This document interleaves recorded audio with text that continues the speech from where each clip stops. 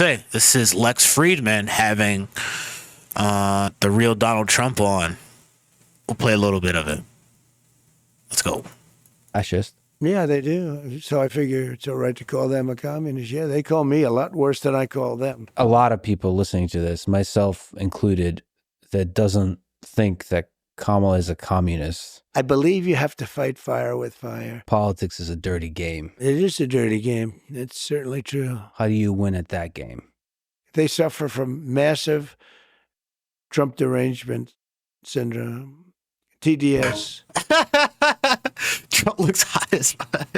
Jesus. And I don't know if it's curable from their standpoint. I think we would probably have a better world if everybody in Congress took some mushrooms, perhaps. First of all, medical marijuana has been amazing. It's been, I've had friends and I've had others and doctors telling me that it's been absolutely amazing.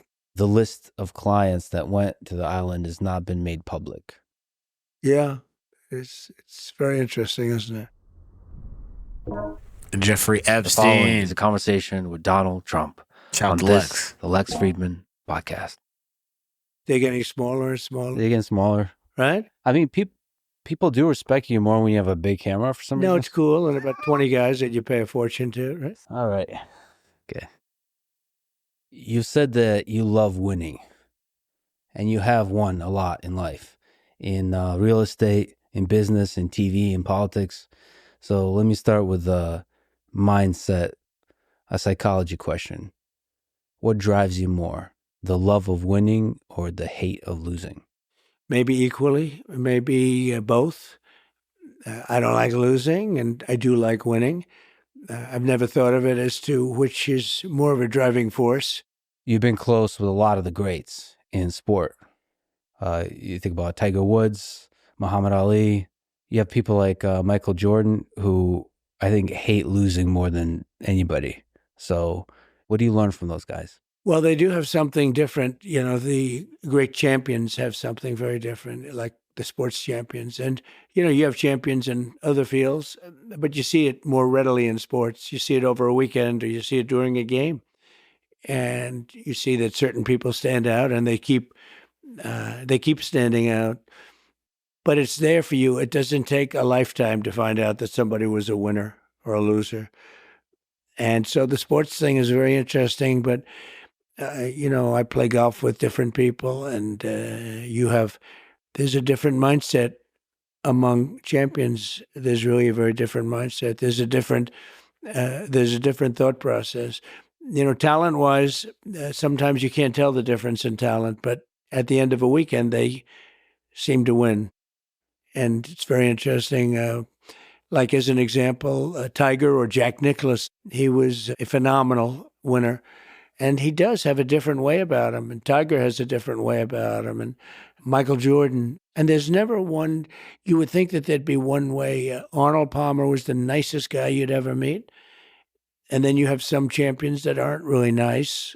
They're just focused on doing their job. So you have, you know, there's not one type of person.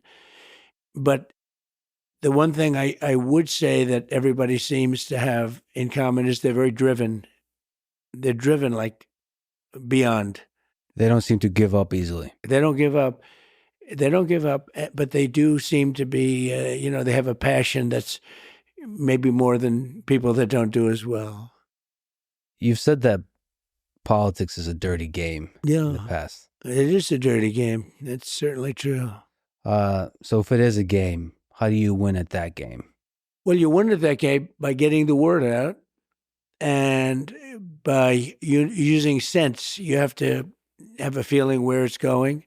You also have to have a feeling of what's right. You can't necessarily just go what's popular. You have to do what's good for a country if you're talking about countries. But you have to get the word out, and you have to just continuously, like, for instance, you have a great show. You have a great podcast. It's very well watched. And I'm sitting here and I do this. A lot of people see it. And I do other things and a lot of people see that. And I go traditional also. You know, you have traditional television, which is getting a little bit older and maybe less significant. Could be less significant. I don't know. But it's changing a lot. The the whole plane of platform is changing a lot. It's changed a lot in the last 2-3 years. But from a political standpoint, you have to find out what people are doing, what they're watching, and you have to get it. You have to get on. I just see that these platforms are starting to dominate. They're getting very big numbers. I did Spaces with Elon, and they got numbers like nobody's ever heard before. So this is you wouldn't do that on like radio. You wouldn't do those numbers, no matter how good a show. You wouldn't do those numbers on radio. You wouldn't do them on television. You've been successful in business. You've been successful in politics. What do you think is the difference between gaining success between the two different, disparate worlds? Yeah, and they're different, very different. I have a lot of people that are in business that are successful, and they'd like to go over to politics. And then you realize they can't speak. They choke. It's hard to make a speech in front of that. Let's say you're talking about a big audience, but I get very big audiences. And, for many people, it's virtually impossible to get up and speak for an hour and a half and have nobody leave. It's not an easy thing to do. And it's an ability. But I have many people that are very, very successful in business, would love to do what I did, and yet they can't pull the trigger. And in many cases, I don't think it would work. Almost for everybody, it's not going to work. It's a very tough thing to do. It's a big transition. And now, if you talked about people in the business and politics going into business, likewise, that wouldn't generally work out so well either. It's different talents. It's different skills. I have somebody who wants to go into politics so bad, but he's got a little problem. He's got stage fright. Now, he's a total killer, but if he gets up into a stage in front of people, he doesn't do well, to put it mildly, actually. I mean, he does badly. So you have to be able to make hard decisions like you do in business, but also be able to captivate an audience. Look, if you're a politician, you have to be able to speak in front of large crowds. There are a lot of people who can't do that. I've seen it. They can't even think about doing it, and they don't. There are many people in business right now, I could name them, but I don't want to embarrass anybody. They've been talking about running for president for 15 years. And they're very big in business, very well known, actually. But it takes guts to run. Like for president, I can tell you it takes guts to run. It's also a very dangerous profession, if you want to know the truth, but dangerous in a different sense, too. But it takes a lot of courage to run for president. It's not easy, but you have, and the same people as I do, there are a lot of people that would like to run for president that are very, very successful in business, but they don't have the guts to do it. And they have to give up a lot. One of the great things about people from the business world is they're often great deal makers. And you're a great deal maker.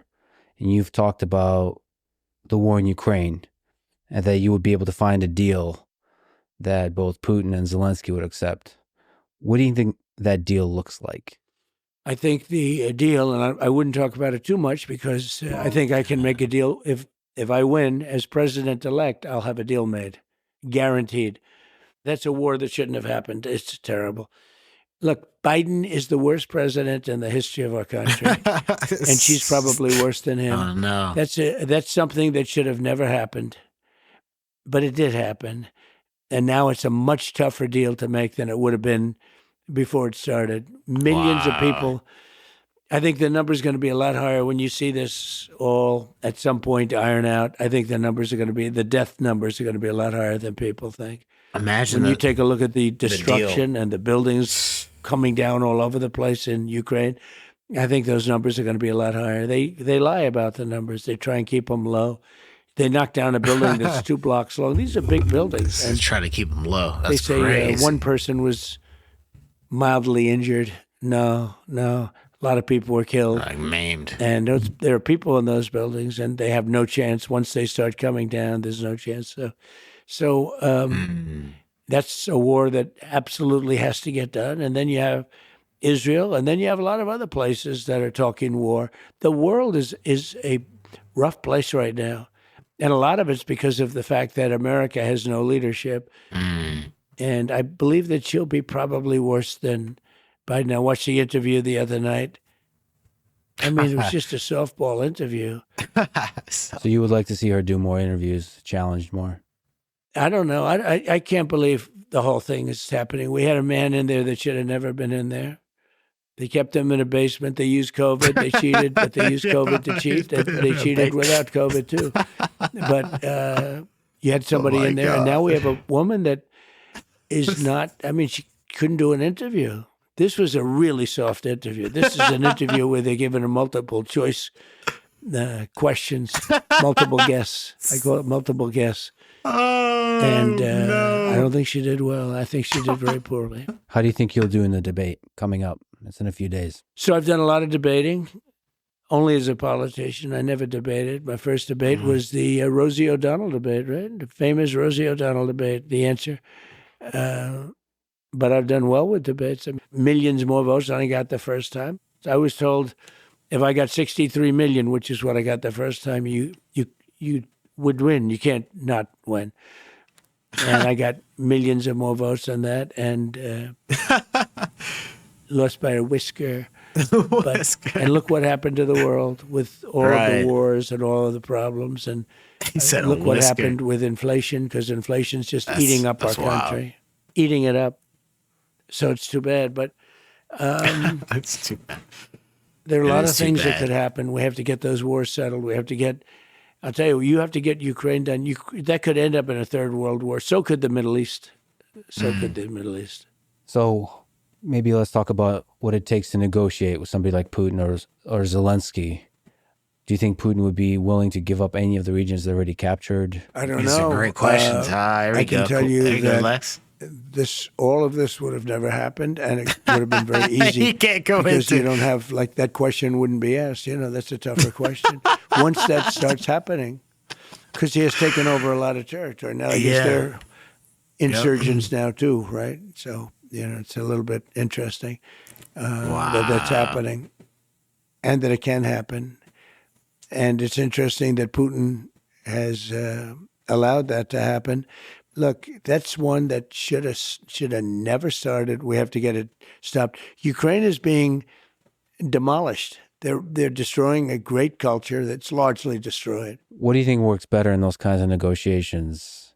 Leverage of, let's say, friendship, the carrot or the stick? Friendship, or sort of the threat of using he's breaking it down economic and military power? So it depends on who the person is. It's like, bro, we want to get an everyone's answer to different. this. Negotiation's interesting because it depends on who the person is. And then you have to guess or know through certain knowledge which is, more important, the carrot or the stick. And with some people it's the stick, and with some people it's the carrot. I think the stick probably is generally more successful in that, we're talking about war.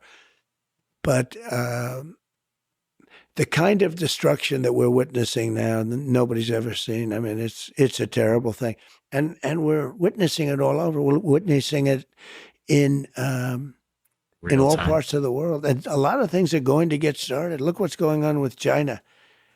Look at Japan. They're starting to rearm now. They're starting to rearm because China's getting, taking over certain islands, and there's a lot of danger in the war right now in the world. There's a lot of. And there's a great possibility of World War III. And we better get this thing done fast, because 5 months with people like her and him, he's checked out. He just goes to the beach and thinks he looks good in a bathing suit, which he doesn't. He's sort of checked out. Hey, look, you can't blame him. No. That was a coup. They took it over. They took over I can't presidential Oh, man, deal. no. The whole presidential thing was taken over in a coup. He had 14 million votes. She had no votes, not one. And nobody thought it was going to be her. Nobody wanted it to be her. She was a joke until 6 weeks ago, when they said we're going to have to, politically, they felt they had to pick her. And if they didn't pick her, they thought there'd be a problem. I don't know if that's right or not. I actually don't think it's right, but, they thought it was right. And now immediately the press comes to their aid. if we can go back to China on negotiation, how do we avoid war with China in the 21st century? Well, there are ways now. Here's the problem.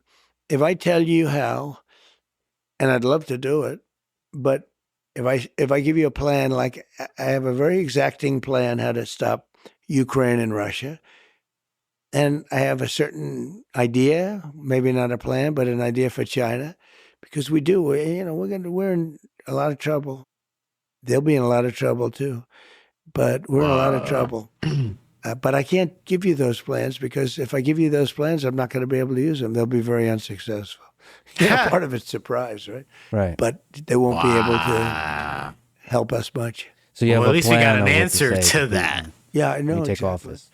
No, I had a very good relationship with him, and I had a good relationship with Zelensky too. But I had a very good relationship with Putin. Tough topic, but important. You said lost by a whisker. I'm an independent. I have a lot of friends who are independent, many of whom like your policies, like the fact that you're a deal maker, like the fact that you can end wars, but they are troubled by what happened in the 2020 election and statements about widespread fraud and this kind of stuff, fake electoral scheme. What can you say to those independent voters to help them decide who to vote Right. I think the fraud was on the other side. I think the election was a fraud, and many people felt it was that, and they wanted answers. And when you can't challenge an election, you have to be able to challenge it. Otherwise, it's going to get worse, not better. And there are lots of ways to solve this problem. Go to paper ballots, do it the easy way. I mean, the paper ballots, and you have voter ID, and you have same-day voting, and you have proof of citizenship, which is very important because we have people voting that are not citizens. They just came in, and they're loading up the payrolls. They're loading up everything. They're putting students in schools. They don't speak a word of English, and they're taking the seats of people that are citizens of our country. So, Bro, it's crazy. look, we have the worst border in the history of the world. We have coming into our country right now millions and millions of people at levels that nobody's ever seen. I don't believe any country's ever seen it. And they would use sticks and stones not to make it happen, not to let it happen. We don't do anything. And we have a person who was the border czar, who now said she wasn't really the border czar, but she was. She was the border czar, but she was in charge of the border.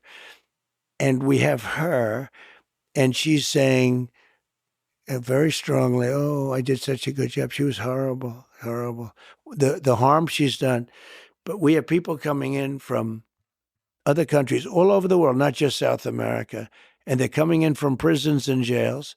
They're coming in from mental institutions and insane asylums, and they're street criminals. Right off the street, they take them. And they're being given to our country, drug dealers, human traffickers. We're destroying our country. This is a sin, what's been allowed to take place over the last 4 years. We're destroying our country. Man, he said a And sin. we'll That's see crazy. how that all works out. But it's not even believable. And now you saw in Aurora, Colorado, a group of very tough young thugs from Venezuela taking over big areas, including buildings. They're taking over buildings. They have their big rifles, but they're taking over buildings. We're not going to let this happen. We're not going to let them destroy our country. And when those taking them out of their prisons, which is good because good for them. I do the same thing. By the way, if I ran one of those countries, any country in the world, I would make sure that America has every one of our prisoners. Every one of our criminals would be here. I can't believe they're going so slowly, but some aren't. But they all are doing it.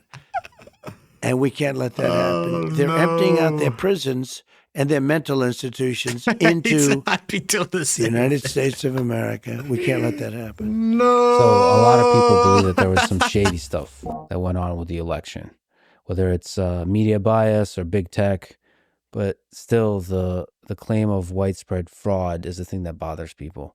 Well, I don't focus on the past. I focus on the future. I mean, I talk about how bad the economy is, how bad inflation is.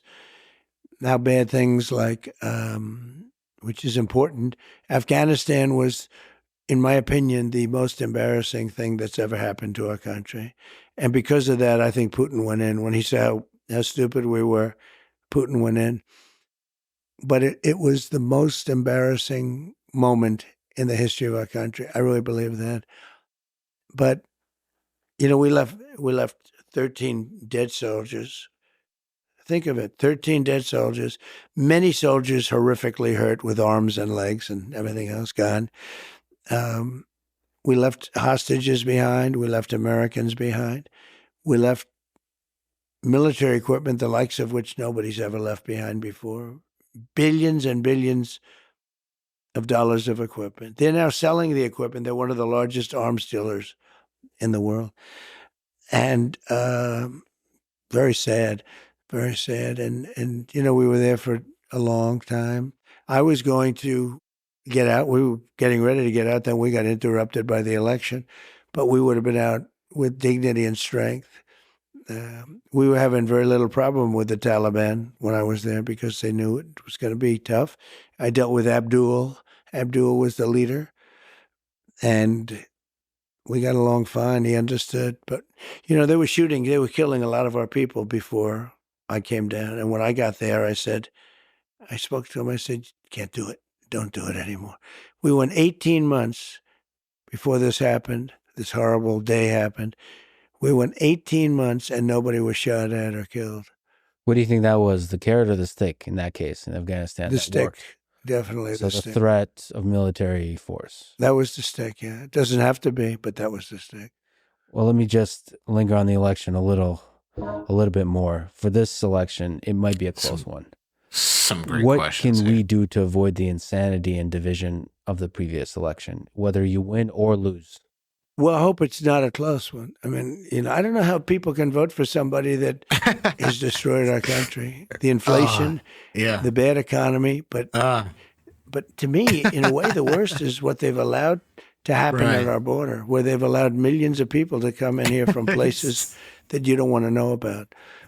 And He said, I can't "Bro, believe how's it- that that's how's it going to gonna be be a close close?" election. We're leading in the Right. polls, and it looks close. But I think in the end, it's not going to be a close election.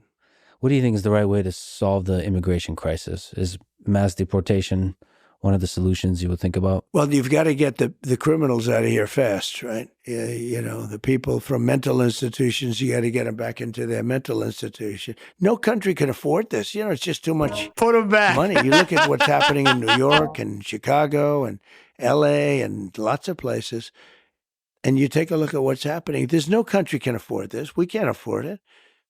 And we've got to get the bad ones out immediately, and the rest have to be worked on. It's happened before. Dwight Eisenhower was sort of a moderate president, moderate type person, but he hated when he saw people pouring into the country, and they were nothing like now. That's I crazy. probably got elected in 2016 because of the border. And I told people what was happening, and they understood it. And I won the election, I think, because of the border.